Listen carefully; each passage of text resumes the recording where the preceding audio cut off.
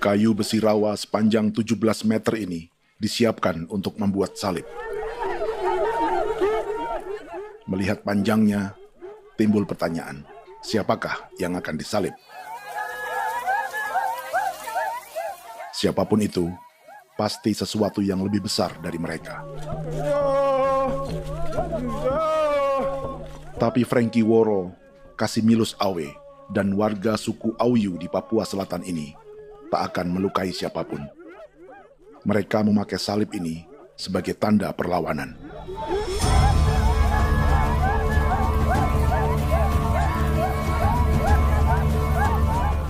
Yang mereka lawan memang lebih besar, yaitu pemerintah Republik Indonesia. Pemerintah sedang mengincar 2,5 juta hektar hutan orang Papua untuk proyek tanaman industri pangan dan energi.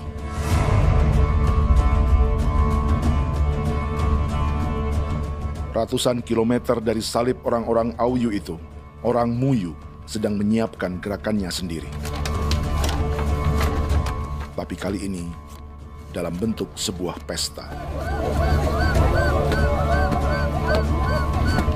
Pesta yang disiapkan oleh marga Kimco Jinibjo selama 10 tahun.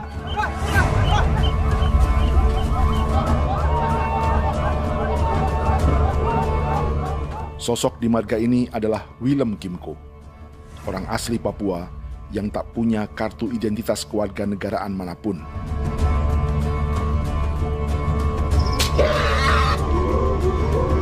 Pesta adat ini sudah cukup langka, tak hanya di Papua, bahkan di kawasan Pasifik dan peradaban Melanesia. Awalnya bayarnya aneh kalau bukan. Itu nih hati kau kuda kerem bipnuka, dan kita ya kati kau berem baran dipo. Kau memang ambil kau kuning. Ada gagasan dan gerakan sosial di balik pesta orang-orang Muyu ini, sama dengan gerakan salib merah yang dimulai orang-orang Auyu. Salib ini akan menjadi yang terbesar dari 1.800 salib merah yang telah ditancapkan berbagai suku di Papua Selatan dalam 10 tahun terakhir. Ribuan salib merah yang dipadukan dengan palang adat adalah tanda larangan yang menyatukan unsur-unsur adat dan agama. Kami percaya bahwa kalau memang kami sudah tidak mampu untuk menyelesaikan persoalan ini, dalam hal ini perusahaan tidak bisa masuk, berarti kami minta bantuan kepada nenek moyang dan Tuhan. Atribut perang orang Auyu ini diukir atau dilukis, digambar di batang salib ini dengan tujuan bahwa kami larang dengan sangat keras. Jadi apabila siapapun, baik dari antara kita sendiri yang melanggar batas ataupun pihak lain yang mau mengganggu keselamatan hak tanah adat kami, maka kami siap untuk melakukan ancaman perang. Salib-salib ini tidak ditancapkan di halaman-halaman gereja, melainkan di tanah dan hutan adat, di dusun-dusun sagu, dan di tempat-tempat yang disakralkan. Sebab 1.800 palang adat dan salib ini memang bukan semata tentang agama, tapi untuk mencegah negara dan perusahaan memasuki tanah dan hutan adat mereka. Papua bukan Auyu.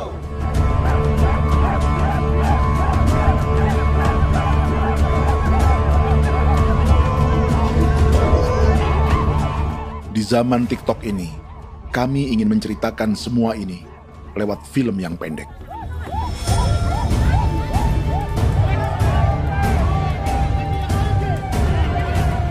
Tapi kami jelas gagal.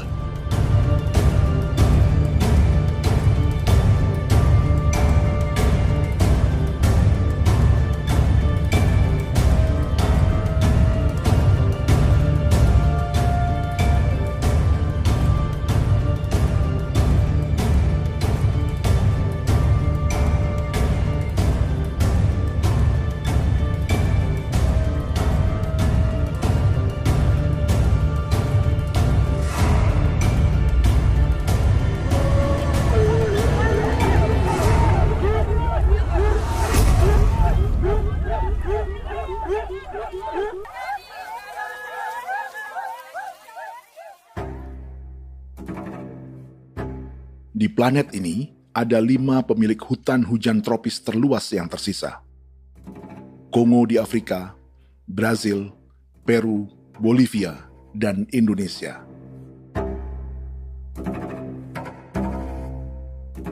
Di Indonesia, satu-satunya pulau yang hutannya masih terjaga adalah Papua, pulau terbesar kedua di dunia setelah Greenland. Lewat sejarah kolonialisme yang panjang, pulau ini kini dikuasai 2 negara. Bagian barat oleh Indonesia yang juga dikenal sebagai West Papua, dan bagian timur menjadi Papua Nugini. Dan tepat di perbatasan ini, di bagian Indonesia, sedang terjadi proyek pemusnahan hutan terbesar di dunia.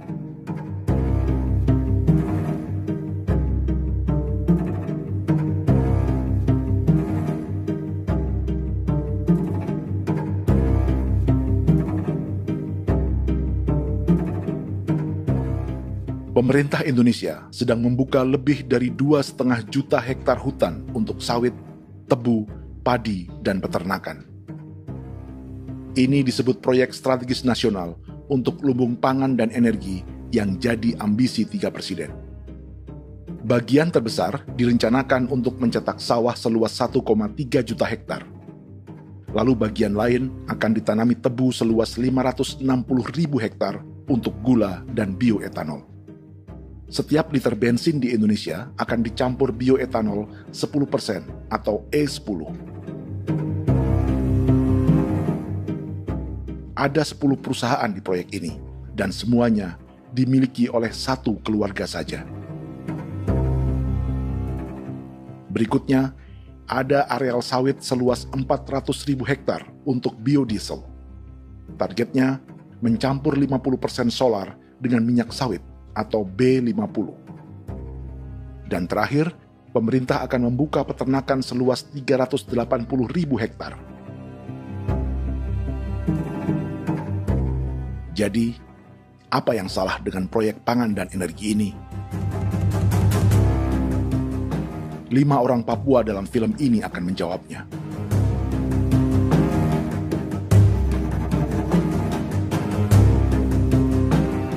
Yang pertama adalah Yasinta Moiwen dari suku Marin.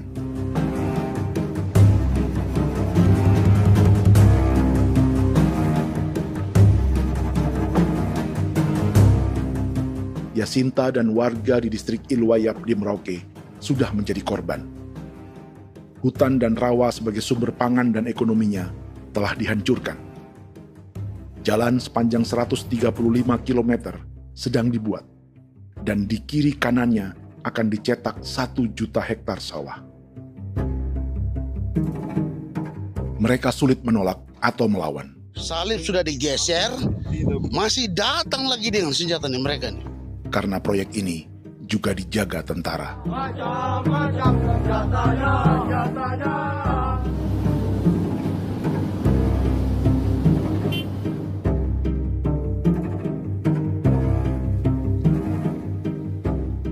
Yang kedua adalah Natalis Buer di distrik Tanah Miring, Merauke. Petani milenial ini merasa ditelantarkan. Sebab setelah hutannya diubah menjadi sawah, sebagian sawah-sawah ini tak tergarap. Orang asli Papua seperti Natalis tak punya modal untuk benih, pupuk, perawatan, hingga ongkos panen.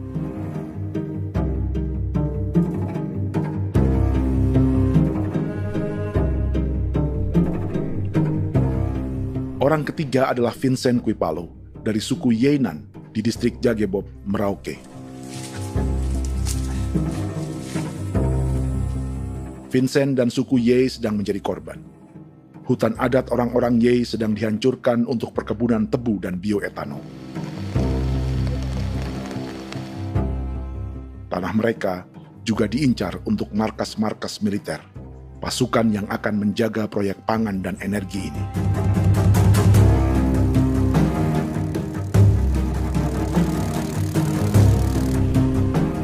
Yang keempat adalah Frankie Woro dari suku Auyu di distrik Fofi, Kabupaten Bovendigul. Hutan dan tanah mereka terancam perluasan perkebunan sawit untuk campuran biodiesel atau B50. Orang-orang dari suku Auyu ini adalah calon korban. Merekalah salah satu pelopor gerakan Palang Adat dan Salib Merah. Meski kadang berseberangan dengan gereja yang mereka anggap lebih mendukung pemerintah dan perusahaan. Mereka bahkan sedang merencanakan gerakan yang lebih besar, dengan salib yang lebih besar. Tanah milik Somu Sobisiba itu bahwa tanah ini diciptakan oleh Tuhan dan memberikan warisan kepada kami. Kami ini hanya hak jaga.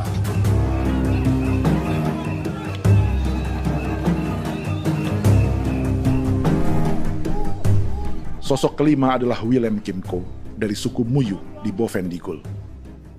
Tokoh adat dari Muyu ini hidup di garis belakang proyek negara, sehingga belum menjadi korban. Tapi mereka sedang bersiap menghadapi segala kemungkinan. Tinggal di belantara dan perbatasan membuat sebagian mereka tak punya status kewarganegaraan. Tapi mereka telah hidup jauh sebelum ada Indonesia atau Papua Nugini.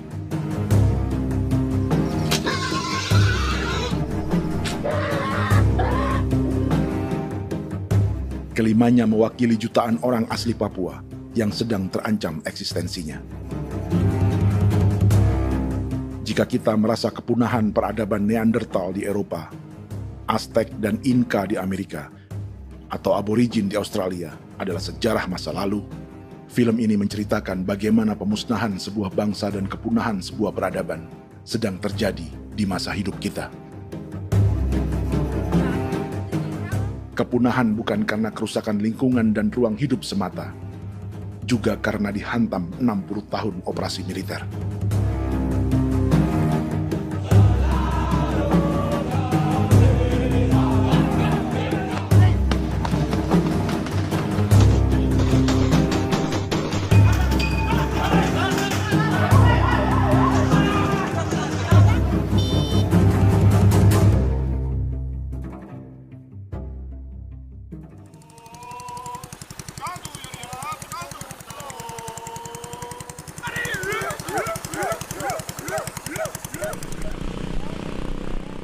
Frankie Woro dan orang-orang Auyu sedang berburu. Tapi lokasi perburuan mereka mulai dikuasai perusahaan perkebunan sawit.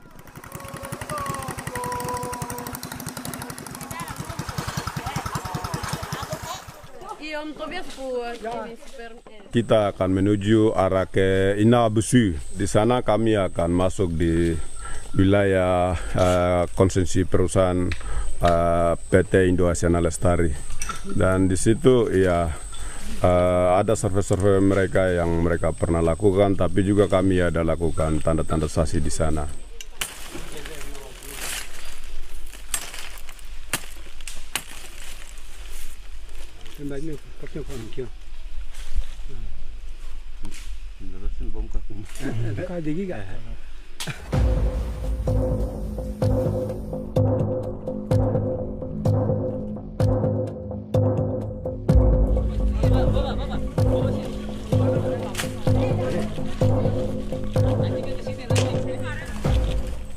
Dapat dengan yang induknya, tapi karena induknya dia lari dan terlambat kerja, akhirnya yang bisa kita dapat dia punya anak ini saja. Kalau pakai bahan kayak hasil.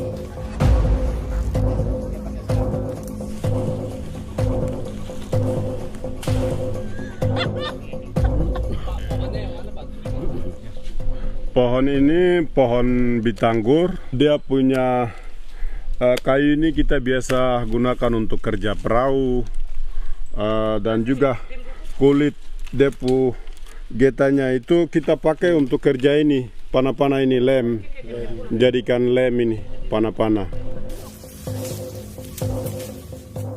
Hutan ini adalah supermarket bagi suku Auyu. Juga lumbung pangan atau bank untuk menyimpan deposito kekayaan alam. Hutan juga tempat yang penuh dengan sejarah suku, situs budaya, dan tempat-tempat sakral. Inilah yang sedang mereka pertahankan dari incaran pemerintah dan perusahaan. Untuk semua alasan ini, mereka menancapkan ribuan salib merah.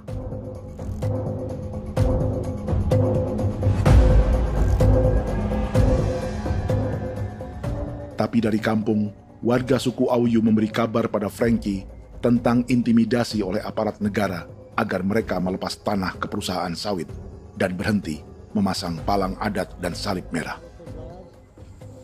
Ada beberapa titik yang saya sudah siap, tetapi di sini emergensi dari saya, terutama di Kampung Sokangon, PT Damai Timber. Dia mengganggu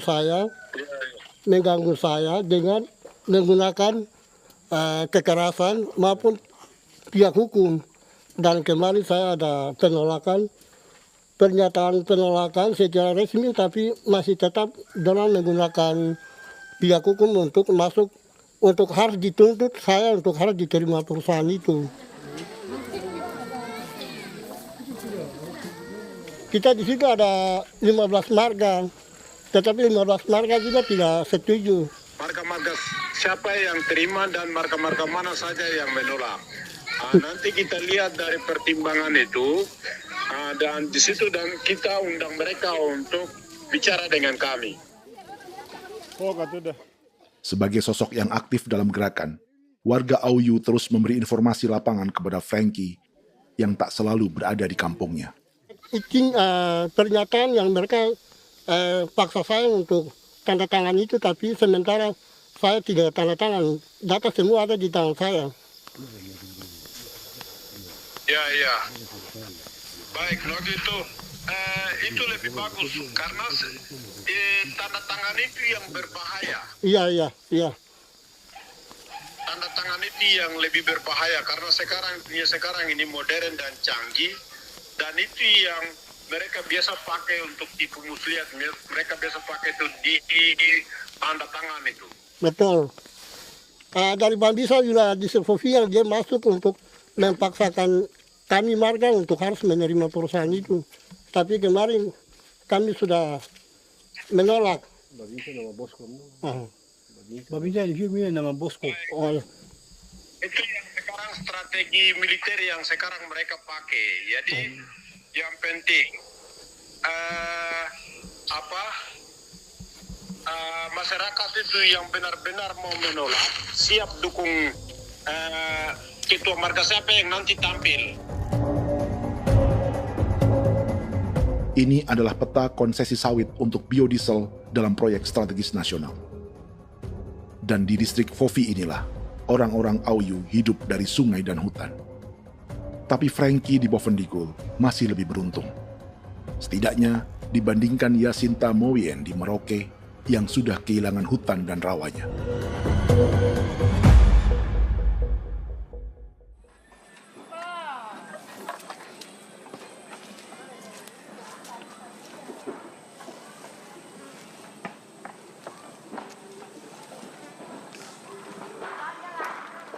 Yasinta dari suku Marin adalah petani sayur di Kampung Wanam, distrik Ilwayap, Merauke. Memanfaatkan lahan yang ada, ia berkebun dan menjual hasilnya ke pasar kampung. Ini ekonomi warga di Wanam untuk menghasilkan uang, lalu memberi barang kebutuhan yang tak bisa mereka produksi sendiri. Tapi kehidupan sebenarnya ditopang oleh ekosistem hutan dan rawa. Inilah sumber pangan utama dan peradaban mereka.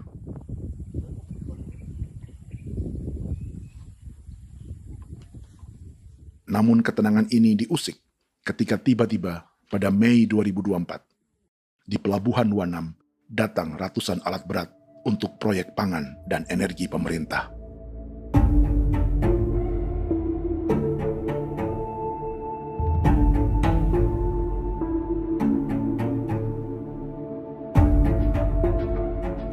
Kami masyarakat setempat kami tidak tahu. Kami kaget pagi-pagi kapal sudah ada di pelabuhan kami.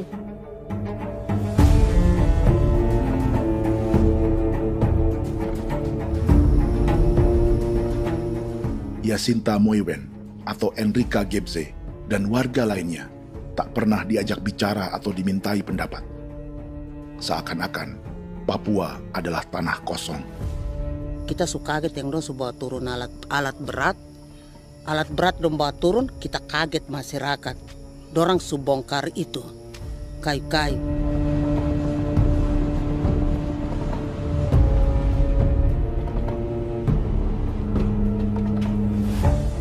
Bersamaan dengan alat-alat berat itu, juga berdatangan tentara Indonesia untuk mengawal proyek pembukaan hutan milik Jacinta.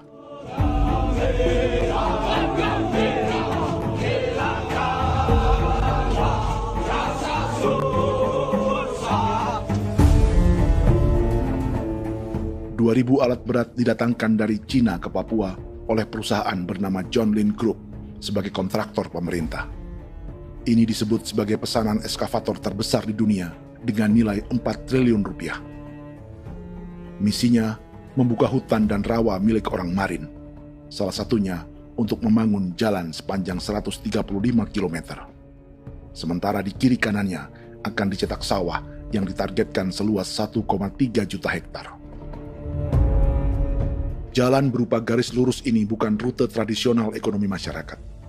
Jalan ini akan menghubungkan kawasan perkebunan sawit dan tebu di sebelah timur, juga untuk mobilisasi pasukan militer.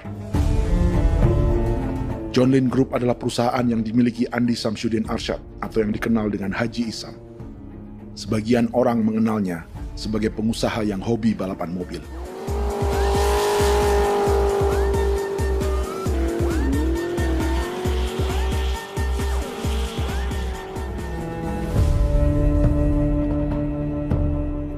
Tapi di Kalimantan, ia berbisnis batu bara, perkebunan sawit, pengolahan karet, penerbangan, perkapalan, dan biodiesel. John Lin Group kini juga menjadi pemilik perkebunan tebu dan pabrik gula terbesar di Indonesia. Sayapnya melebar dari Kalimantan hingga ke Bombana, Sulawesi Tenggara. Perkebunan tebu, pabrik gula, dan industri bioetanol inilah yang juga sedang dikembangkan di Papua. Foto ini adalah momen ketika Isam bersama kerabatnya, Menteri Pertanian Amran Sulaiman dan Menteri Pertahanan Syafri Samsudin, meluncurkan program biodiesel atau B50 di Kalimantan Selatan. B50 artinya, setiap 1 liter solar, 50%-nya akan dicampur minyak sawit. Perusahaannya, PT John Lin Agroraya, menjadi salah satu pemainnya.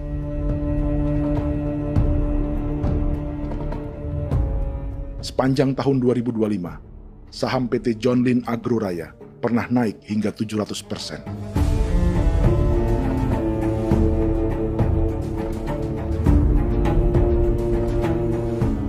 Perusahaan sawitnya yang lain, PT Pradiksi Gunatama, sahamnya bahkan pernah naik 4.000% hanya dalam 1 tahun.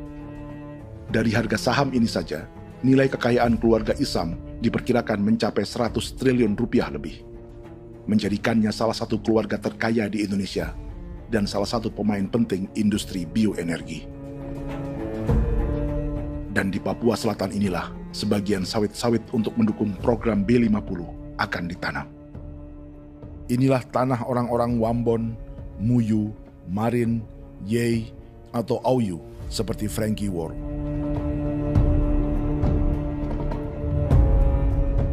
Haji Isam pernah menjadi tim kampanye nasional Presiden Joko Widodo dalam pemilu 2019 saat melawan Prabowo. Bintang Mahaputra Utama diberikan kepada Saudara Andi Syamsuddin Arsyad. Beliau berjasa luar biasa dalam mendorong pertumbuhan ekonomi daerah maupun nasional. Setelah menjadi presiden, Prabowo memberi gelar kehormatan Bintang Mahaputra Utama pada Isam.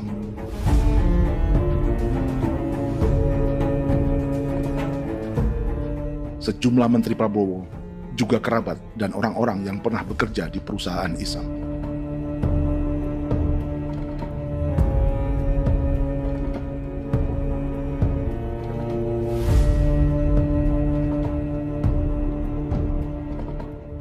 Lawan sebesar inilah yang sedang dihadapi Jacinta di kampung Wanam, Merauke.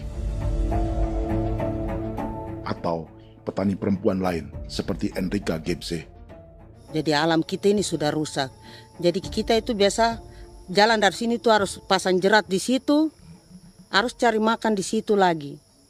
Itu tempat-tempat itu pasang-pasang jerat, tempat babi, rusa, sekarang sudah tidak ada lagi.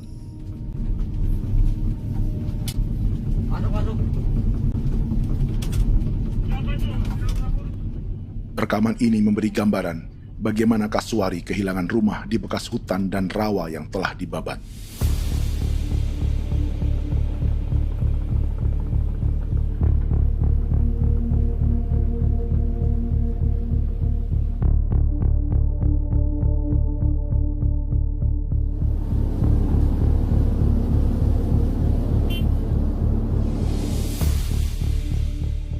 Keterlibatan tentara dalam proyek pangan dan energi di Papua memakai dalih bahwa ancaman terhadap negara kini tak hanya perang secara militer, tapi juga melalui pangan dan energi. Kementerian Pertahanan pun terlibat karena proyek ini dianggap operasi militer selain perang. Jadi tugas kamu adalah menjaga sumber cadangan pangan nasional. Macam-macam senjatanya, Proyek ini menambah panjang alasan mempertahankan kehadiran tentara di Papua dalam 60 tahun terakhir. Saat ini, jumlah tentara Indonesia di Papua mencapai 56.000 personel, atau ada 1 tentara untuk setiap 100 orang Papua. Bandingkan dengan rata-rata nasional, di mana hanya ada 1 tentara untuk 696 penduduk Indonesia. Itu belum termasuk polisi. Artinya, 1 orang Papua dijaga lebih banyak senjata dari rata-rata penduduk Indonesia. Tanah dan hutan diambil secara sepihak untuk kepentingan pembangunan batalion dan bandar antariksa. Ini bentuk perampasan masyarakat. Penolakan kehadiran markas-markas militer terjadi di sejumlah tempat di Papua. Tak hanya karena trauma dan ketakutan, juga karena mengambil tanah-tanah adat.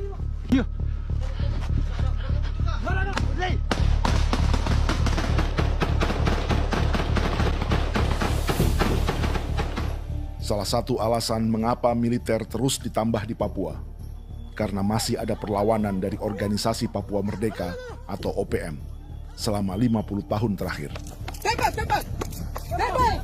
Ayo. Tapi kekuatan militer OPM diperkirakan hanya 1.430 personel dan 360 pucuk senjata. Selebihnya, mereka menggunakan senjata tradisional.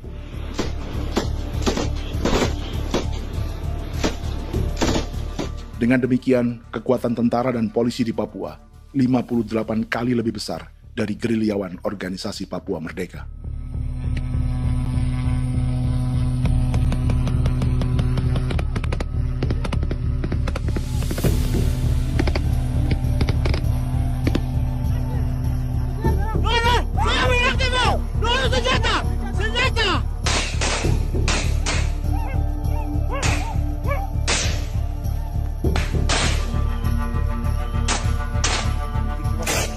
Sebagian tentara berada di garis depan pertempuran, tapi sebagian besar lainnya terlibat operasi non-tempur menjaga proyek pemerintah dan investor swasta.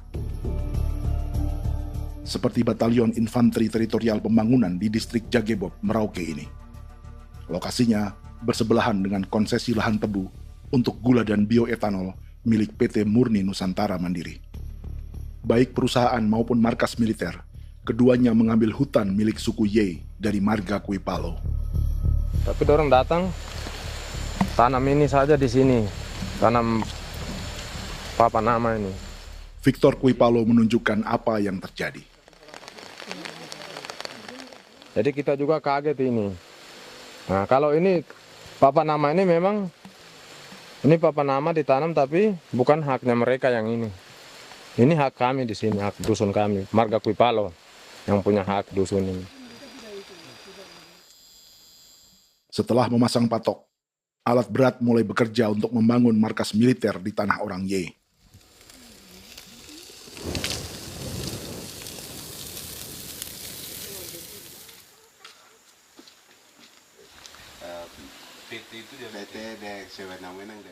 Kehadiran markas militer mengkhawatirkan warga yang pernah mengalami trauma. Takut kenapa? Kalau macam yang awal macam sekarang bu kampung hidup ini kan aman. Terus kenapa harus didirikan korem di sini? Bukankah dengan adanya Korem semakin aman ada tentara di sini? Kalau untuk kampung kayaknya tidak bisa aman kalau ada tentara, paling masyarakat dipukul itu ini. Kalau kampung hidup begini malah saya sejahtera dan saya punya masyarakat. Apa pernah ada pengalaman buruk sebelumnya dengan tentara di daerah sini? Ada yang cerita waktu pos-pos di sini tuh di 13, 12 itu zaman katanya Patimura. Memang kasihan. Malah kita punya orang ini yang dianiaya betul, dipukul. Disuruh kerja bakti tidak mau atau lama mencari, namanya kita pangkur sagu itu butuh waktu 1 minggu. Kalau lama begitu ya paling diseret apa pukul itu. Operasi militer Indonesia di Papua dimulai tahun 1962 lewat Operasi Trikora.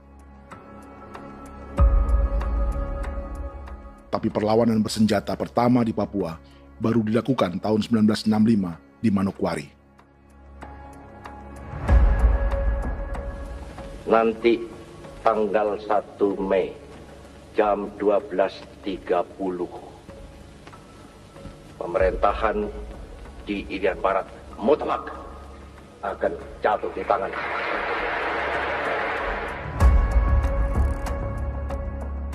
Sejak itu, selama 60 tahun, operasi militer untuk menaklukkan Papua terus dilakukan. Salah satu operasi militer paling berdarah adalah Operasi Wibawa untuk memenangkan Indonesia dalam jajak pendapat tahun 1969. 643 orang tewas di Paniai. Lalu disusul 4.146 korban tewas antara tahun 1977 hingga 1978.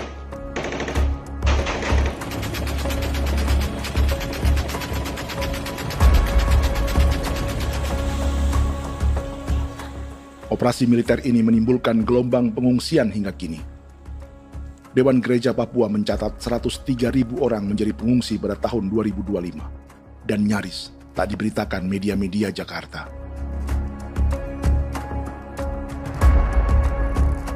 Jumlah pengungsi terbesar tercatat di Nduga yang mencapai 20.000 jiwa. Banyak di antaranya yang sedang hamil, seperti Jubiana, salah satu pengungsi Nduga. O tagarik misi kagi be muguruk berselari di namen wane gosem bigari me egirik munene an nimbo misle berselar nene wam darik lek prak de oi gore bangal no so ndak lo yo nandam yanet ndang no gat de nanen di ko nerwa membri wal marwa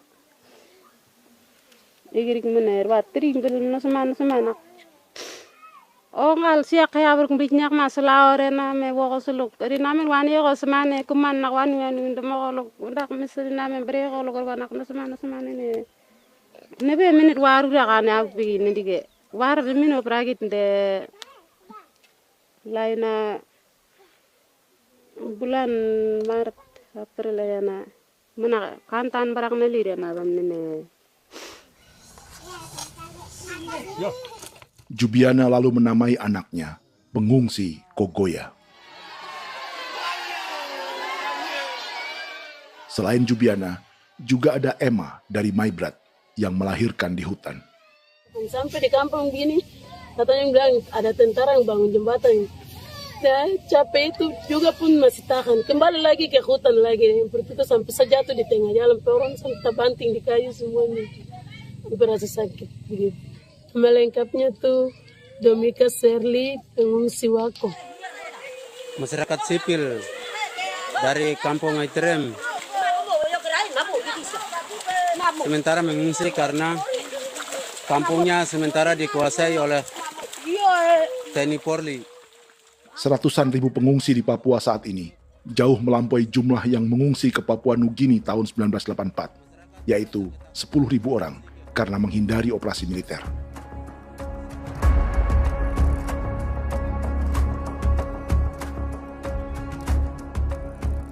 Bersamaan dengan operasi militer, eksploitasi sumber daya alam Papua juga dilakukan sejak masuknya tambang emas dan tembaga Freeport pada tahun 1967.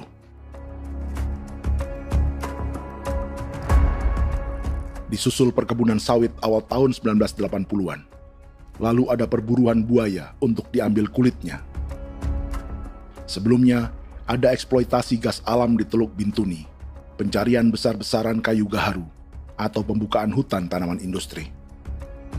Ini belum termasuk perburuan dan perdagangan ikan arwana di selatan Papua, penebangan kayu merbau dari hutan-hutan Jayapura, emas di Blok Wabu Intan Jaya, bahkan nikel di pulau-pulau kecil Raja Ampat.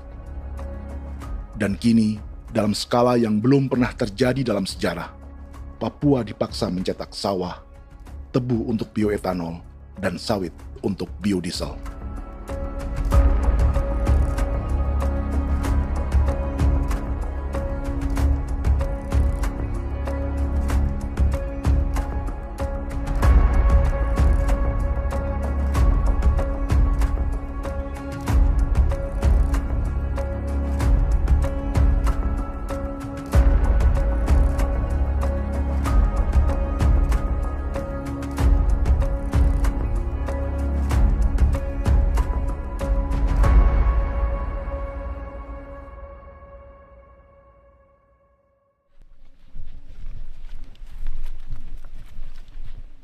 Inilah yang sedang menimpa keluarga Vincent dan Victor Kuipalo di Merauke.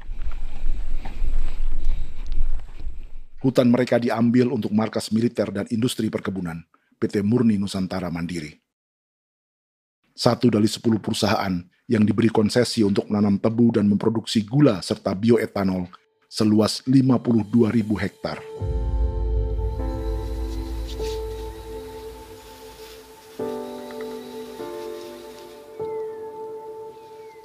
Perusahaan ini dianggap mengambil hutan dan tanah orang-orang Ye, terutama marga Kuipalo, yang memiliki hak adat terhadap 2.300 hektar hutan.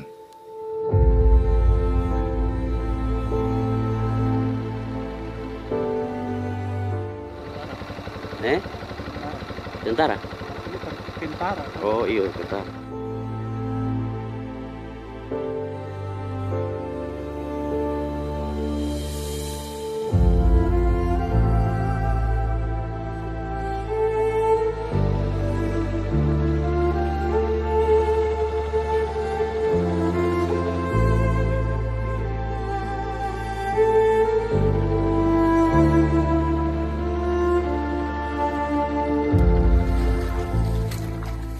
Keluarga Kuipalo sedang melihat apakah perusahaan semakin mengancam tanah mereka. Dan kekhawatiran itu terbukti. Iya, makanya tadi saya bilang ini dari sini saja dekat ini sudah masuk di dalam ujung lapang ini. Ini hutan, yang ini hutan yang dorong ada bongkar sekarang ini. Ini sudah punya alat sudah dekat ini. Dekat sekali ini. Ini di sini. Nacau, kelapa itu yang jalan lama, jalan setapak ini.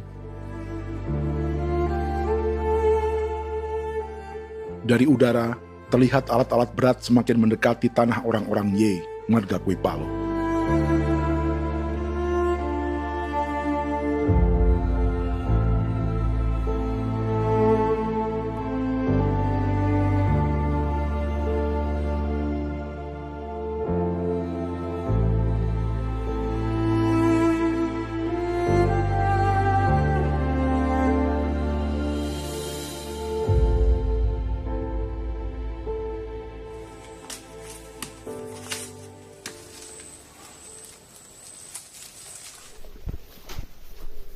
Keesokan harinya, Victor dan kerabatnya memberi tanda cat merah di pohon-pohon yang berada di batas tanah mereka.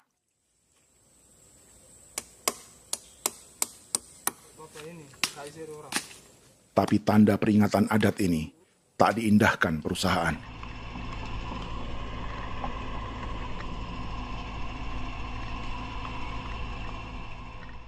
Dua bulan kemudian, perusahaan tetap memasuki tanah marga Kuipalo.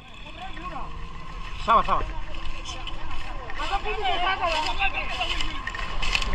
Kami manusia, kau lihat. Tapi tidak sudah sakit hati sekali saya katakan. Ini sama baikin kalau pikiran berubah lagi. Kami juga punya tangan, hanya beda rambut. Mister itu juga. Woi, buka. Tidak.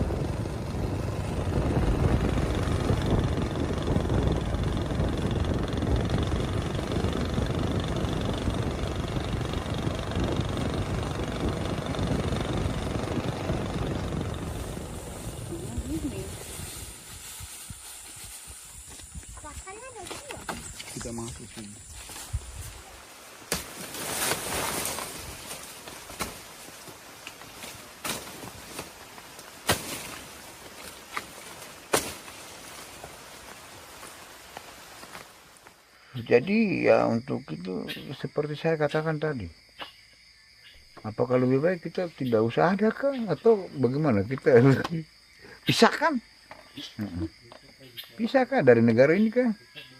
Jangankan tuh, saya kemarin bicara sama Daniel, datang sama saya dengan persoalan Kodam ini, saya bilang Pak Daniel kalau lebih baik saya ngungsi ke Papua Nugini.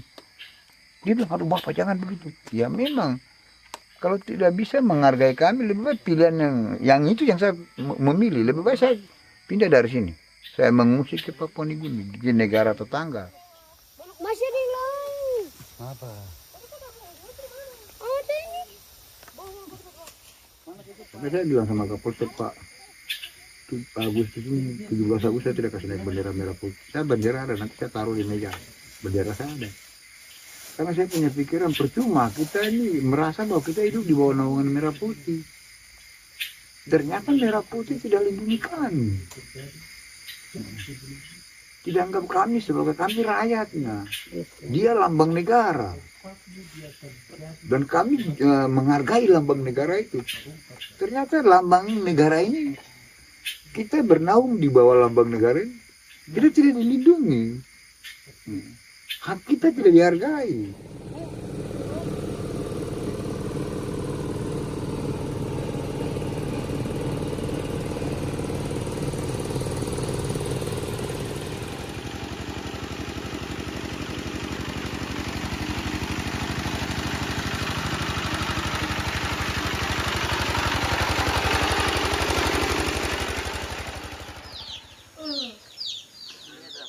Marga Kuipalo dari suku Ye terus mendapat teror dan intimidasi agar melepas tanah mereka yang hanya dihargai Rp300.000 per hektar. Tapi mereka tidak berjualan tanah. Makanya mama itu tidak suka untuk lepas tanah. Untuk apa? Baru di dalam hutan itu ada obat-obat tradisi. Itu sudah Kalau macam ada sayur juga, kita ambil sayur yang dia tumbuh sendiri. Jadi kita ini mau kemana, kalau itu sudah digusur, ya habis. Kita ini jadi penonton. Jangan sampai kita ini duduk minta di jalan. Jadi kita tidak mau seperti itu. Makanya tanah itu kita tidak melepas. Tapi mungkin orang lain tuh dia senang saja. Lebih baik saya pegang uang merah dulu. Saya bisa beli-beli itu ini. Nanti datang uang sudah habis, gembel. Mau cari kemana lagi, hutan sudah habis. Mau makan ikan di mana, kali sudah hancur. Seperti Yasinta di Wanam, suara dan gerakan kaum perempuan Papua sangat nyaring dan tak bisa diabaikan. Saya sebagai perempuan tolak untuk perusahaan masuk di sini. Karena kalau saya terima anak-anak saya mau dikemanakan, mau tinggal di mana. Apapun yang terjadi saya tetap tolak. Demi tanah ini saya akan berjuang, demi saya punya anak-anak. Yang katanya mengutamakan anak Papua, nyatanya yang kerja kebanyakan ya orang-orang Jawa.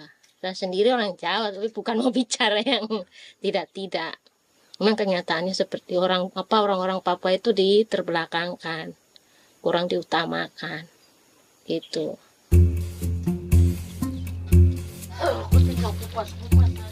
Proyek food estate seperti mencetak sawah, bukannya tak diikuti warga Papua.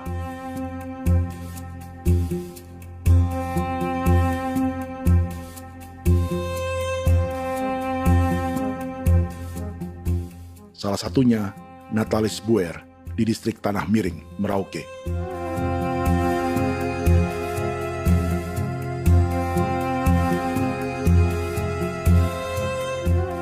Setelah menghabisi hutan, pemerintah Indonesia mencetak sawah untuk tanaman padi karena beras mulai menjadi makanan pokok menggantikan sagu.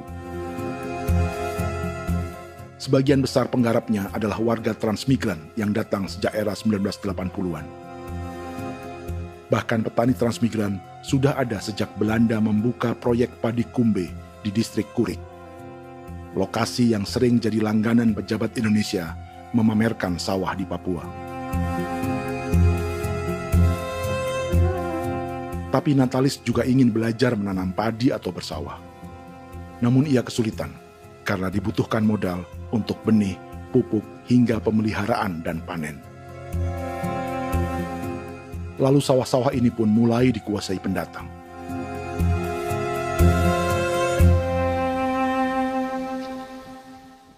Tapi sejauh ini di kampung kami ini yang saya lihat memang ada kelompok kami punya di sini yang sudah tergabung dalam Gapoktan, kemudian masuk dalam optimalisasi lahan. Tapi baru saya anak asli yang punya lahan di sini. Mereka tidak punya. Pemerintah dalam hal ini adalah Kementerian Pertanian bersama-sama Kementerian Pertahanan yang dalam hal ini pada garis di bawahnya adalah TNI Angkatan Darat, memberikan support yang maksimal kepada masyarakat khususnya di Merauke dalam rangka. Saya kemarin habis 9 juta. 9 juta ya? Iya, 9 juta karena dia sudah tidak dipakai toh. Ya. Perempuan Papua seperti Filomina juga mau bertani. Pemerintah memberi bantuan Rp900.000 per hektar lewat program optimalisasi lahan atau OPLAH. Tapi dibanding biaya produksi dan harga jual gabah, Filomina mengaku berkali-kali rugi dan kini memutuskan tak lagi menggarap sawahnya. Terus kita harus cari uang untuk kombek. Betul. Karung kita beli. Karung beri sendiri lagi. Tenda kita beli. Ini dari yang offline ini don tidak siapkan. Tidak ada. Tidak ada ya, jadi mama don sendiri. Itu yang saya ada bilang, 900.000. Itu modal untuk kerja sawah ini. Mulai dari kerja sampai nanti panen. Panen. Wih, ngeri sekali. Iya, lucu toh? Tidak dapat itu. Betul, Mam. Dong pemaksud begini. Kalau disuruh tanam ubi berhektar-hektar, mari datang. Kita tahu cara rawatnya bagaimana, iya. Tanamnya bagaimana, tanam model bagaimana supaya hasilnya model begitu. Kita tahu. Kalau yang ini kan kita baru belajar. Sebagian hutan milik warga Senayu di Merauke sudah dibuka untuk sawah dan kebun tebu oleh PT Global Papua Abadi. Proyek pertanian ini dikerjakan oleh Kodim Merauke. Mereka melepas sebagian tanah karena ingin belajar bertani. Saya punya nenek moyang tidak ajar saya tanam padi. Tapi saya mau berubah. Generasi saya yang berikut ini besok lusa tidak bisa makan pisang, sagu. Namun program optimalisasi lahan yang dijanjikan dengan berbagai bantuan tak dirasakan Filomina. Obat rumput beli, obat padi beli, jonder kita bayar, bahkan bibit masih kurang, cari bibit lagi beli. Jadi saya memang kalau program pemerintah saya sama sekali saya tidak suka. Baku tipu saya.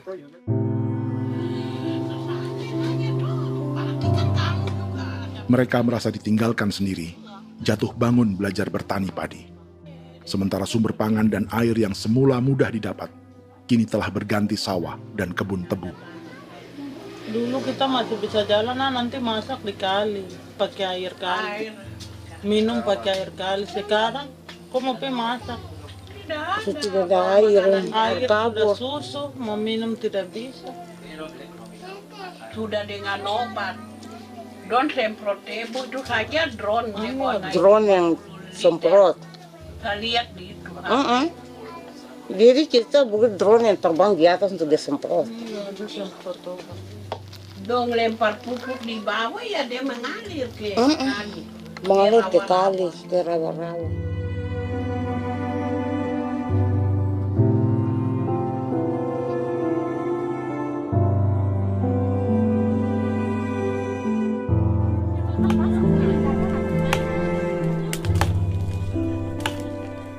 Seperti pertanian sawah bagi orang Bali atau Toraja, bagi orang Auyu dan suku-suku lainnya di Papua Selatan, sagu juga bukan semata tentang pangan.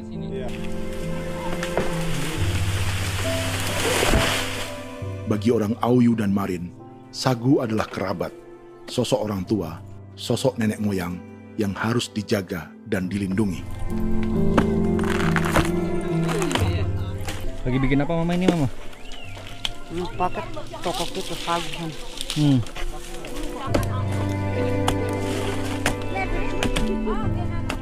Kami diingatkan oleh leluhur, sagu itu tidak boleh digusur dan tidak boleh diganggu dengan cara apapun, dan di dalam rangka kepentingan apapun tidak boleh. Kamu harus bela, bahkan sampai nyawa pun harus menjadi taruhan demi membela keselamatan pergerakan sagu di atas tanah.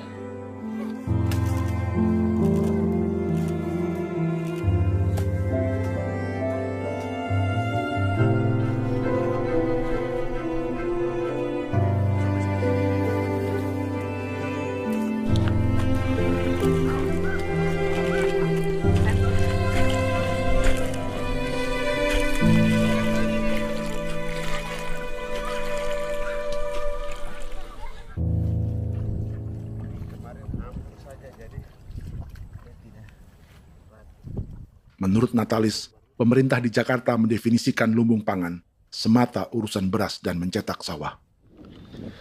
Sebenarnya orang Papua itu bukan tidak bisa bertani. Kami tanam ubi itu bagian dari pertanian. Nah, pertanian yang dimaksud oleh pemerintah itu harusnya selalu itu kalau bisa pemerintah harus spesifikkan pertanian apa yang dimaksud, pertanian tanam padi atau pertanian tanam ubi, petasan dan lain-lain. Ini yang harus dispesifikkan dulu. Begitu, sehingga tidak menjustifikasi kami orang asli Marin bahwa kami tidak bisa bertani. Bukan. Kami buka kebun besar-besar di sana, bahkan bermeter-meter, ratus-ratus meter pakai sekop, bukan pakai ekskavator, tapi ini pakai skop. Itu pertanian, begitu. Bagi Natalis, alih-alih memaksimalkan sawah-sawah yang sudah ada untuk petani Papua, pemerintah selalu membuka hutan baru, seperti dikerjakan perusahaan John Lynn Group dan melibatkan tentara. Padahal, sejarah keterlibatan militer dalam proyek food estate atau cetak sawah adalah sejarah kegagalan yang bertubi-tubi 4 presiden selama 30 tahun terakhir.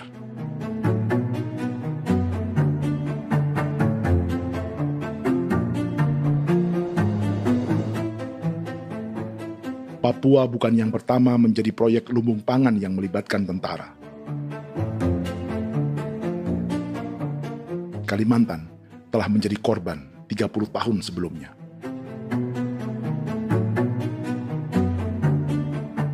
Ini adalah bekas hutan yang sudah dibuka di Pulang Pisau, Kalimantan Tengah. Tahun 1996, di era Presiden Jenderal Soeharto, ia menghabisi 1 juta hutan di lahan gambut untuk mencetak sawah demi memenuhi ambisi swasembada beras, bukan swasembada pangan. Hutan tropis Kalimantan dihabisi dalam skala yang belum pernah terjadi dalam sejarah. Di bawah rezim militeristik, tak ada yang berani melawan keinginan Soeharto, termasuk orang Dayak seperti Kuneng. Nggak bisa dihalangi itu. Nggak boleh dihalangi.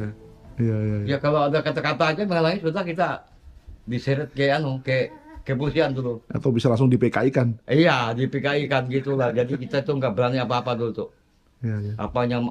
Apa maunya aja. Misal bilangnya A. Setahun setelah pengundulan hutan skala besar itu, tahun 1997, untuk pertama kalinya Kalimantan mengalami kebakaran lahan dan kabut asap terbesar dalam sejarah.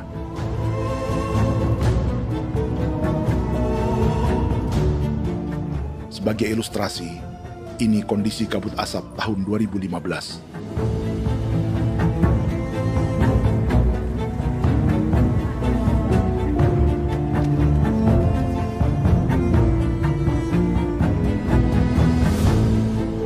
Proyek 1 juta hektar sawah Jenderal Soeharto itu gagal. Bendungan dan saluran irigasi mangkrak hingga kini. Mei 1998, rezim Soeharto tumbang, 2 tahun setelah ia menumbangkan jutaan hektar pohon di Kalimantan. Setiap tahun, lokasi ini menyumbang kebakaran dan kabut asap yang merugikan jutaan orang. Sawah yang berhasil di Kalimantan justru bukan sawah yang dibangun Jenderal Soeharto, melainkan yang dirintis para transmigran sejak era 1980-an. Sawah-sawah inilah yang ikut digarap oleh militer di era Presiden Joko Widodo. Dan hasil dari proyek food estate Presiden Jokowi itu sama sekali jong nih, nggak ada harapan lagi sudah seperti ini. Tapi Jokowi terus memperluas area food estate hingga 16.000 hektar. Presiden Jokowi juga menyerahkan urusan lumbung pangan ini kepada Prabowo yang saat itu menjadi Menteri Pertahanan. Salah satunya di Kabupaten Gunung Mas, Kalimantan Tengah, untuk membuka perkebunan singkong seluas 31.000 hektar. Food Estate Singkong Jenderal Prabowo ini dimulai dengan membuka 600 hektar hutan di Tawai Baru. Proyek singkong untuk bioetanol ini pun dijaga tentara. Dan seperti Jenderal Soeharto, proyek Jenderal Prabowo ini pun gagal.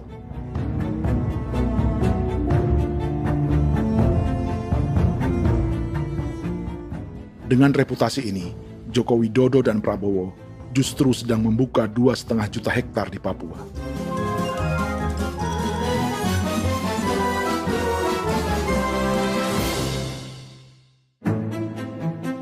Setelah Jenderal Soeharto, Presiden Jenderal Susilo Bambang Yudhoyono juga mencoba membuka food estate di Papua sejak tahun 2010. Namanya Merauke Integrated Food and Energy Estate atau MIFE. Proyek ini juga gagal. Lalu di lokasi yang sama, Jokowi berusaha meneruskan dengan proyek mencetak sawah 1,2 juta hektar yang juga gagal. Sekarang yang paling siap adalah 1,2 hektar. Yang 1,2 juta hektar. Dan kini, Prabowo yang pernah gagal dengan 600 hektar singkong di Kalimantan justru akan mengulangi di Papua dengan skala 2,5 juta hektar. Di daerah Papua pun harus ditanam kelapa sawit supaya bisa menghasilkan juga BBM dari kelapa sawit. Dalam setiap proyek pangan dan energi di Papua, yang lebih menonjol bukan tanaman pangannya, melainkan untuk energi atau bahan bakarnya. Sawit untuk biodiesel dan tebu untuk industri bioetanol. Ada 10 perusahaan yang diberi konsesi hingga 0,5 juta hektar untuk tebu. Dan 10 perusahaan itu dimiliki oleh satu keluarga saja.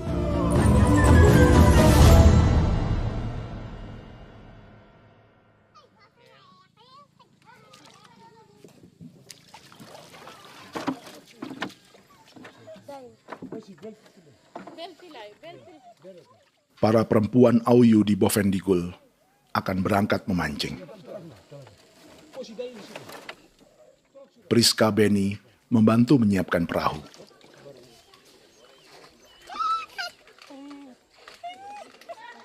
Mereka akan mengumpulkan bahan pangan di hutan untuk persiapan acara penancapan salib merah berikutnya.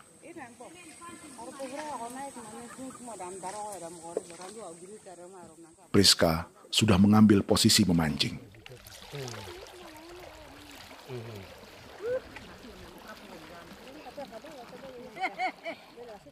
.800 salib merah telah dipasang di wilayah adat berbagai suku di Papua Selatan untuk menghalau perusahaan sawit dan tebu.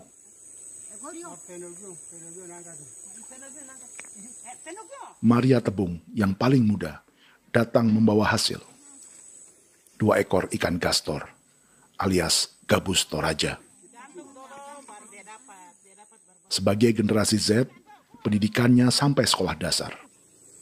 Di perusahaan perkebunan seperti sawit atau tebu, ijazah SD hanya bisa menjadi buruh kasar. Tapi ia tak tertarik. Karena kita hidup itu dari alam, kita pancing, juga di darat, bawa anjing, terus bikin pagar sagu, dapat babi, bawa baru kita makan. Jadi kita tidak mau perusahaan masuk. Sementara Priska Beni masih mencari peruntungan. Tapi baginya, menjadi nelayan di Sungai Fofi masih lebih baik daripada bekerja 9 tahun di perkebunan sawit. sudah pengalaman, jadi kita tidak mau lagi. Berapa lama ketika kerja itu? Selama di sana. 9 tahun di sana. 9 tahun? Saya baru pulang dari perusahaan. Selama 9 tahun kerja di sawit, bisa punya rumah kah? Atau tidak. Motor kah? Tidak. Johnson kah? Tidak. Cuma makan saja. Pendapatan juga kan tidak lebih. Habis dimakan.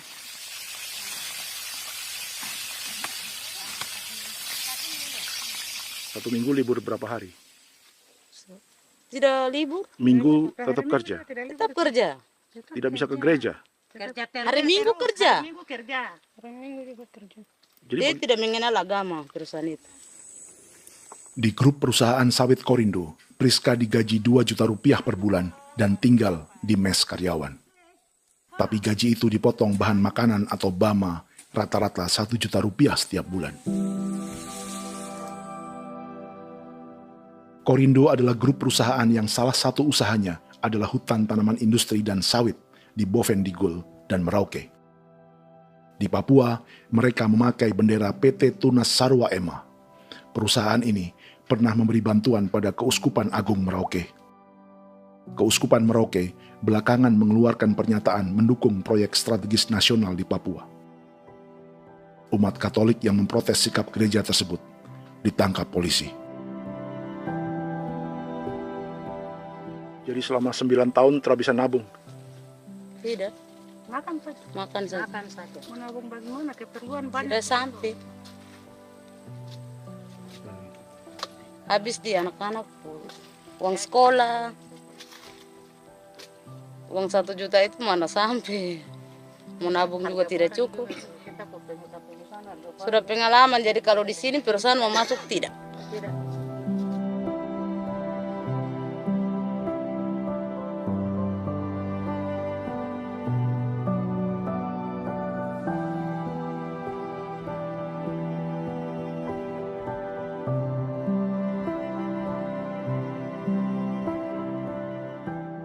Dan menu makan siang seperti ini agaknya sulit bagi buruh sawit atau tebu yang digaji 2 juta rupiah per bulan. Generasi Z seperti Maria Tebung atau generasi milenial seperti Priska Beni punya matematika ekonominya sendiri. Sawit untuk biodiesel atau tebu untuk bioetanol tak akan ada bedanya bagi mereka.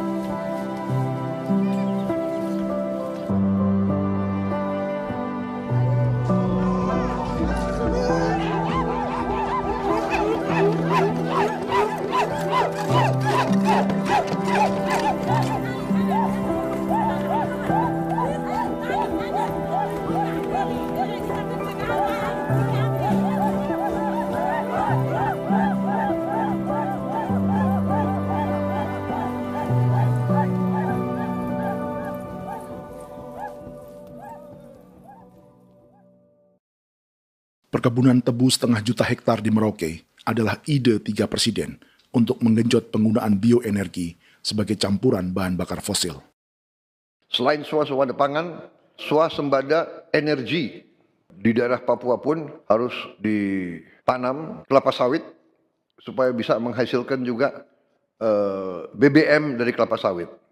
Juga tebu menghasilkan etanol. Singkong, kasava juga untuk menghasilkan etanol.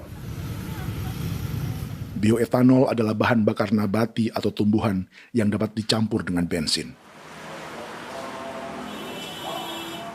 Sama dengan program biodiesel yang mencampur solar dengan minyak sawit. Pertamina saat ini sudah menjual BBM bioetanol dengan campuran 5% yang dipasarkan dengan merek Pertamax Green 95. Tapi pemerintah ingin menaikkan kadarnya menjadi 10% atau E10. Maka ke depan kita akan mendorong untuk ada E10. Kemarin malam sudah kami rapat dengan Bapak Presiden. Bapak Presiden sudah menyetujui untuk direncanakan mandatori 10% etanol. Idenya untuk mengurangi ketergantungan pada bahan bakar fosil yang diimpor dan menimbulkan polusi.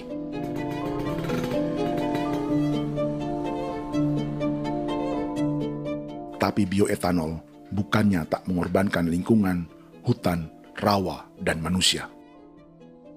Karena program E10 membutuhkan 7,3 miliar liter bioetanol, maka lahan yang dibuka untuk menanam tebu bisa mencapai 1,3 juta hektar. Sementara saat ini, luas perkebunan tebu di Indonesia hanya 500 sampai 600 ribu hektar. Artinya, butuh lahan baru hingga 800 ribu hektar untuk menanam tebu. Dan 500 ribu hektar diantaranya sedang dibuka di Papua. Hutan yang tadinya untuk menumbuhkan pangan berubah jadi tanaman untuk bahan bakar di jalanan. Kecepatan pulihnya hutan beradu dengan jumlah dan kecepatan kendaraan di jalanan.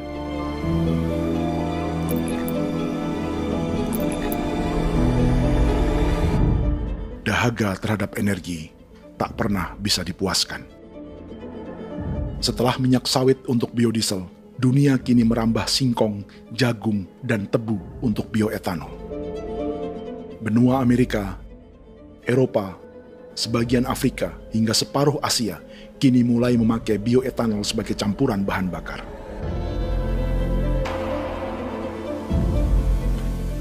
Selain perebutan lahan, masa depan dunia juga dibayangi semakin mahalnya harga pangan karena persaingan antara perut manusia dengan tangki kendaraan. Ini adalah lokasi perkebunan tebu dan bioetanol PT Murni Nusantara Mandiri yang mengancam tanah Vincent Quipalo dan orang-orang Ye di Merauke. Beberapa kilometer di selatan adalah PT Global Papua Abadi yang mengancam tanah orang-orang Muyu dan Marin. Dua perusahaan ini adalah bagian dari 10 perusahaan yang mendapat konsesi lahan untuk tebu dan bioetanol di Merauke. Batas konsesi mereka bahkan sama dengan batas negara Indonesia dengan Papua Nugini. Salah satu ciri bahwa peta konsesi ini dibuat di Jakarta dari atas meja. Sama seperti kolonial Inggris dan Belanda ketika mereka membagi Pulau Papua dengan garis lurus pada abad 19. Seakan Papua adalah tanah kosong. Bedanya, meski peta konsesi ini mengatur batas 10 perusahaan, tapi perusahaan-perusahaan ini sebenarnya dimiliki oleh satu keluarga saja. Ini nama 9 dari 10 perusahaan tebu dan bioetanol di Merauke, Papua. 99% saham mereka dimiliki sebuah perusahaan bernama PT Merauke Nusantara Manis. Sementara 1% sisanya dimiliki PT Merauke Gula Mandiri. Tapi saham kedua perusahaan ini dimiliki PT Merauke Sugar Group. Dan perusahaan ini, 90% sahamnya dimiliki pengusaha bernama Angelia Bonaventure Sudirman, serta perusahaan bernama Zico Trust dan Resource Harvest. Lalu 10% lainnya dikuasai PT Papua Energi Abadi, yang pemiliknya adalah Dudi Christian dan Angel Madeline. Sekarang, mari kita lihat siapa mereka. Angelia Sudirman adalah keponakan dari salah satu konglomerat sawit Indonesia, Martias Fangiono. 9 perusahaan di Papua ini berada di bawah bendera Merauke Sugar Group. Dan Merauke Sugar Group hanya satu dari 7 grup perusahaan milik keluarga Fangiono.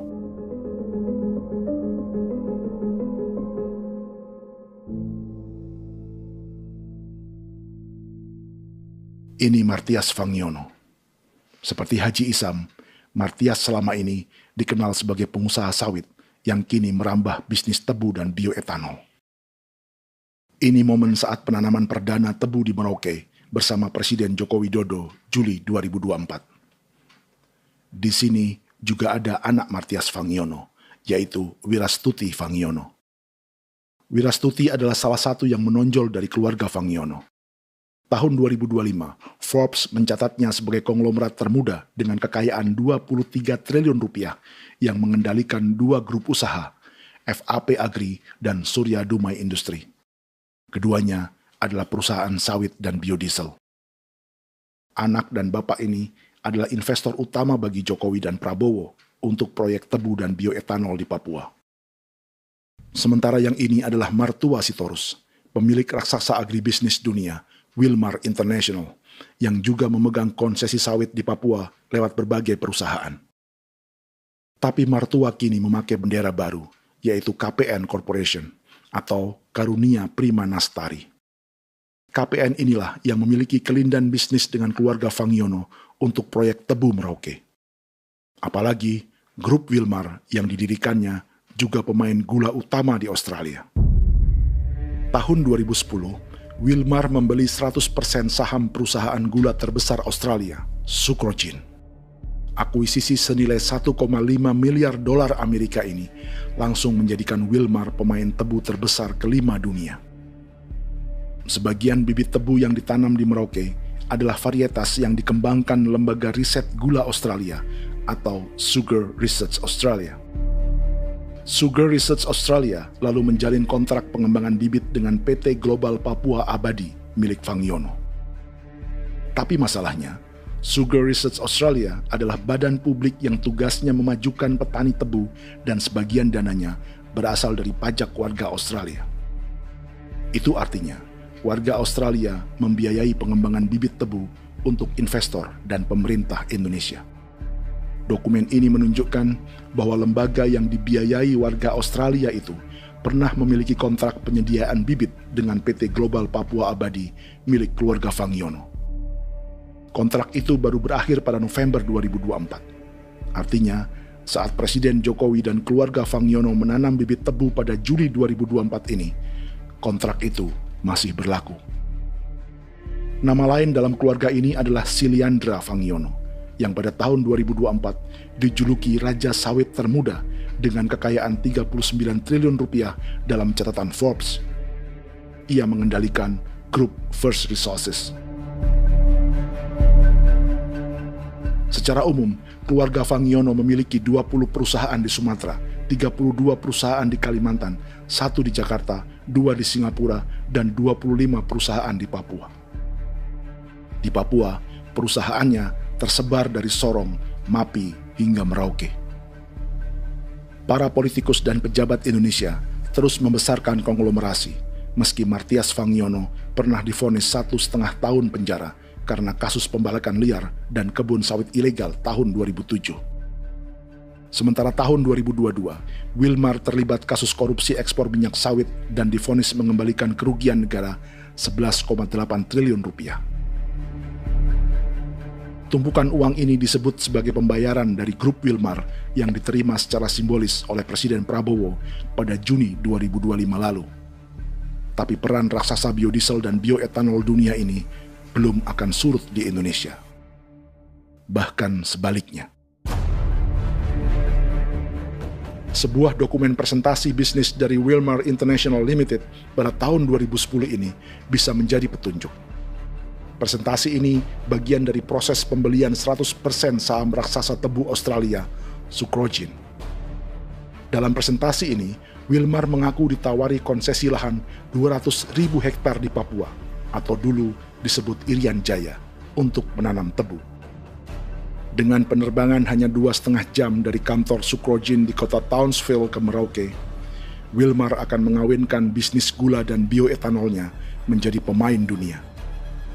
Dan lokasi yang diincar oleh Wilmar adalah distrik Ilwayap di Merauke, kampung halaman Yasinta Moiwen. Dan persis disinilah, 14 tahun kemudian, ribuan eskavator John Lynn Group milik Haji Isam mulai membuka hutan sebagai kontraktor pemerintah. Presentasi dan gagasan ini dibuat oleh Wilmar pada Juli tahun 2010. Sebulan kemudian, Agustus 2010, pemerintah Presiden Susilo Bambang Yudhoyono meluncurkan proyek Lumbung Pangan dan Energi Merauke atau Merauke Integrated Food and Energy Estate. Targetnya membuka lahan 1 juta hektar dalam 5 klaster yang masing-masing 200.000 hektar. Angka yang sama dengan presentasi Wilmar. 5 tahun kemudian, 2015, giliran Presiden Joko Widodo yang mau melanjutkan proyek pangan dan energi 1,2 juta hektar. Menjelang pensiun sebagai presiden, Jokowi kembali menggencarkan proyek ini dan melibatkan Prabowo sebagai Menteri Pertahanan. Jokowi lalu mendukung Prabowo sebagai presiden berpasangan dengan anaknya, Gibran Rakabuming Raka sebagai wakil presiden. Kini, setelah menjadi presiden, giliran Prabowo yang melanjutkan proyek bioetanol dan biodiesel dengan memobilisasi militer dan melibatkan pejabat-pejabat yang juga para elit partai koalisinya.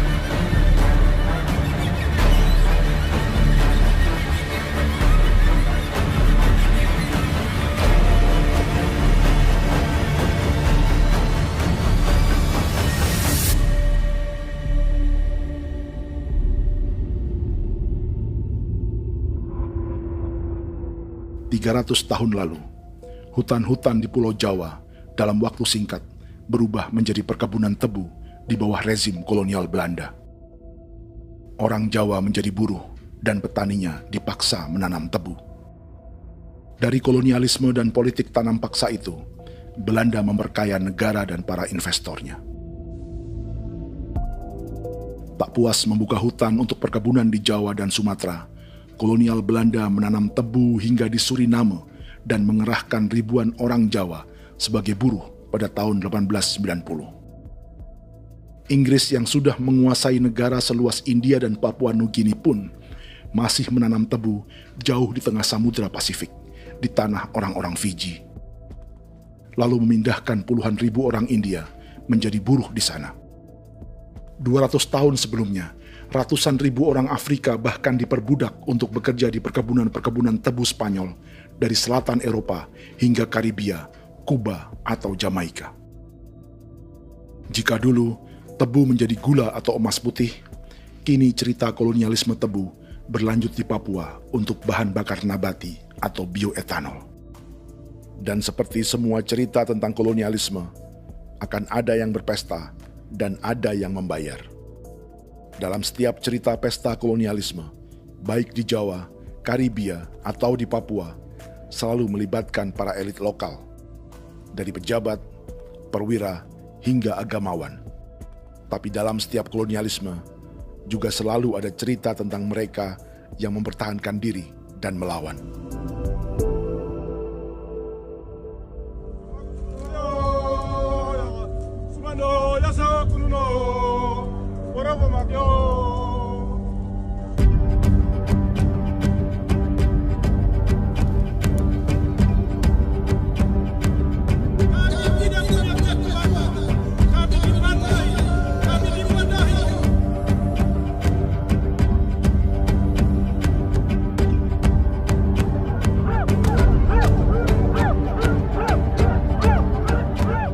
Dalam sejarah Gereja Katolik banyak pemimpin-pemimpin yang adalah tanda petik itu adalah Judas juga.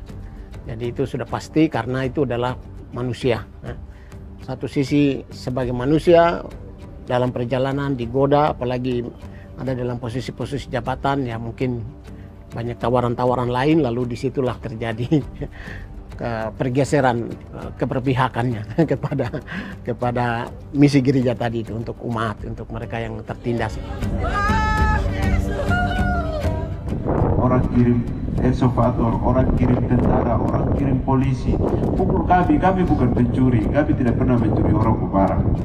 Kami tidak pernah menangis ke orang lain. Kami tidak pernah menangis ke kita bapak mama, kami menangis kepadamu.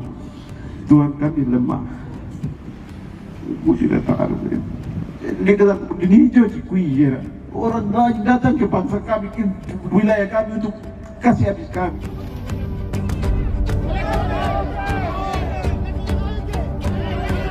Ya Hakimam Dehi, Ya Hakimam Dehi, Bono Ya Hadigul Dehi, Bono Ya Hadigul Dehi. Kita buat saksi seperti begini untuk menolak perusahaan apapun yang masuk di tanah kami. Kalau kita kasih, kita bikin rusak sekarang, kita punya generasi berikutnya mau dapat kemana? Jadi kita nyatakan sikap di sore hari ini, kami tolak.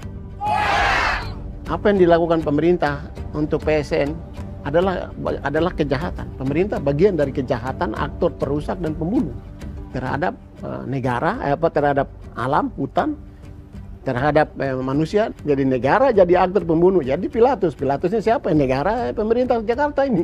Tanah Wiu bukan tanah kosong. Masyarakat adat kami rasakan. Perusahaan tolak. Biar asal.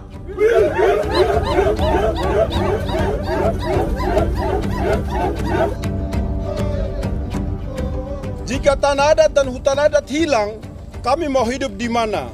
Maka di sini saya mau bilang, negara jangan tipu-tipu kami lagi.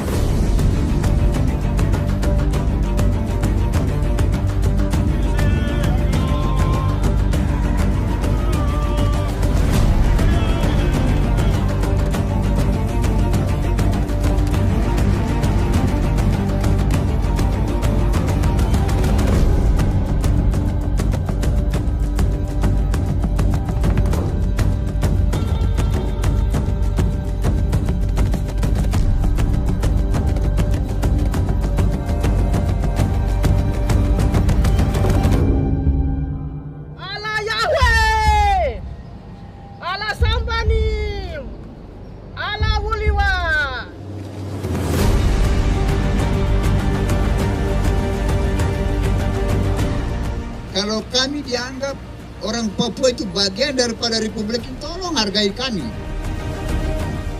Dengan adanya PSN, PT John Lindrop yang sudah menerobos tanah kami dan hutan kami, merusak alam kami. Itu yang kami datang ke Jakarta jauh-jauh dari Papua. Kami mau bersuara kepada Bapak Presiden Prabowo Subianto, di mana keadilan untuk masyarakat Papua. Tolong lihat masyarakat Papua yang sudah mati.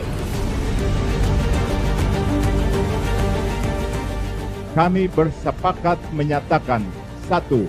Gereja-gereja di Indonesia mendukung masyarakat adat yang menolak proyek strategis nasional di tanah Papua. 2. Gereja-gereja di Indonesia menolak militerisme dan otoritarianisme di Indonesia.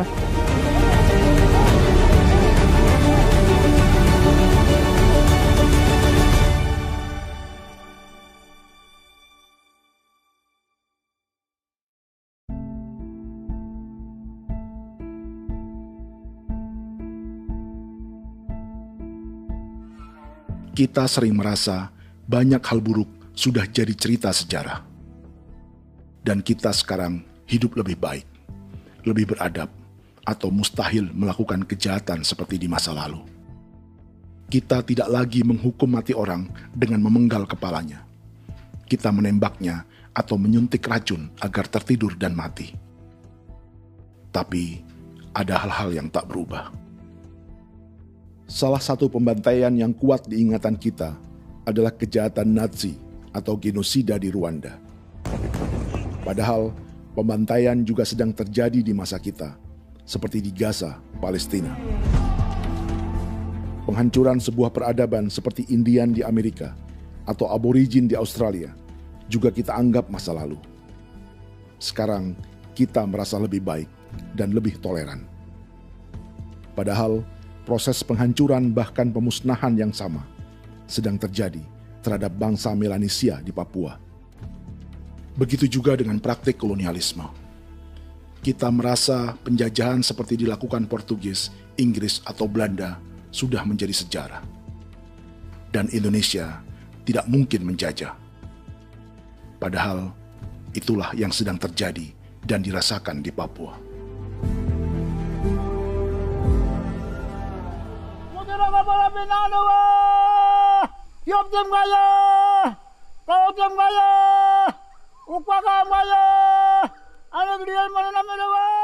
Jalannya sejarah ini disadari Willem Kimco di pedalaman Bovendigol, Papua. Hidup terpencil dan tak tersentuh urusan negara bukan berarti selalu aman.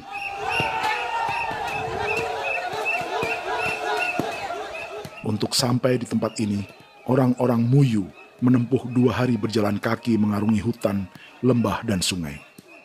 Termasuk mereka yang datang dari perbatasan Papua Nugini.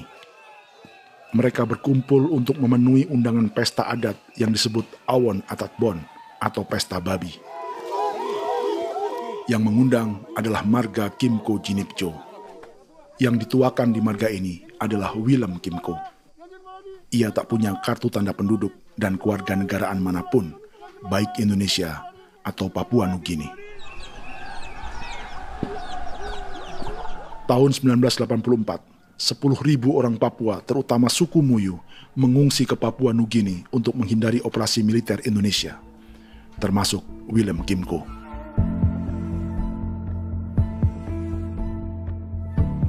Apa yang membuat pesta adat ini istimewa? Apa bedanya dengan acara serupa yang dihadiri pejabat, tokoh agama, LSM, atau yang direkam oleh kru televisi dan konten kreator? 18. Pertama, untuk membuat pesta babi, orang Muyu perlu persiapan selama 10 tahun. Sebab, babi-babi yang akan jadi bagian dari pesta ini tak boleh dibeli, alias harus dipelihara sendiri. Babi-babi ini bukan bantuan pejabat pemerintah, gereja, atau LSM.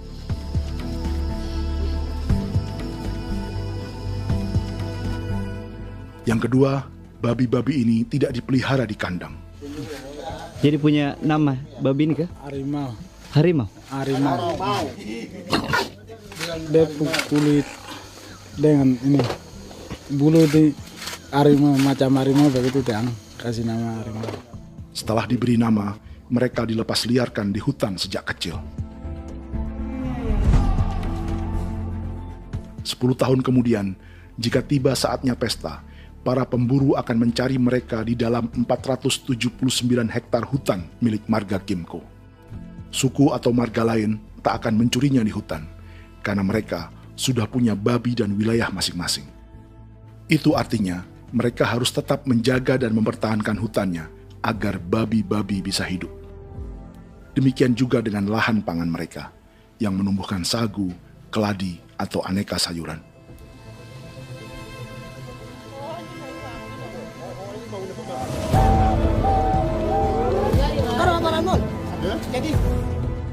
Yang ketiga, dalam Awon Atatbon atau pesta babi, binatang ini tidak dimakan secara gratis. Setiap marga atau klan dalam suku Muyu akan membayar jerih payah tuan rumah menjaga hutan dan memelihara babi.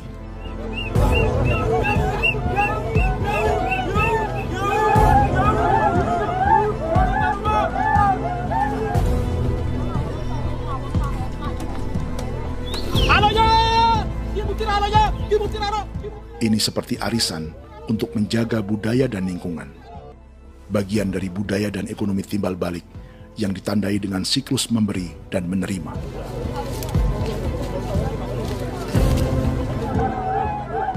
Ini juga cara orang Muyu membangun dan memperluas aliansi.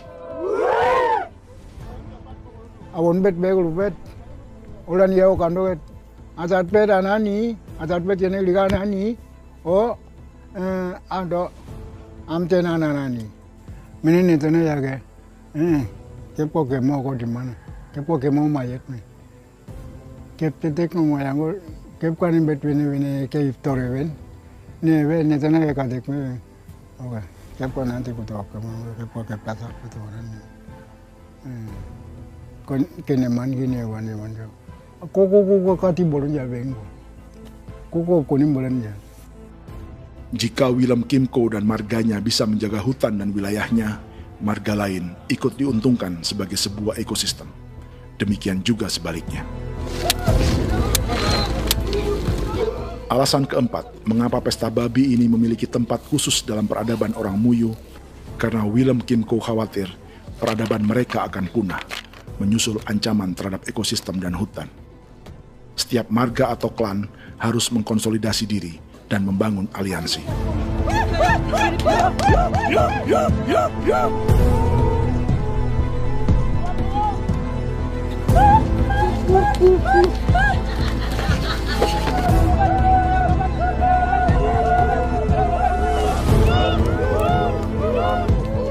Kekhawatiran Willem dan orang-orang Muyu tak berlebihan.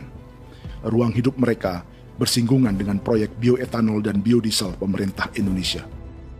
Mereka juga tahu apa yang telah dan sedang menimpa suku lain seperti Auyu di Bovendigul atau Yainan dan Marin Anim di Merauke.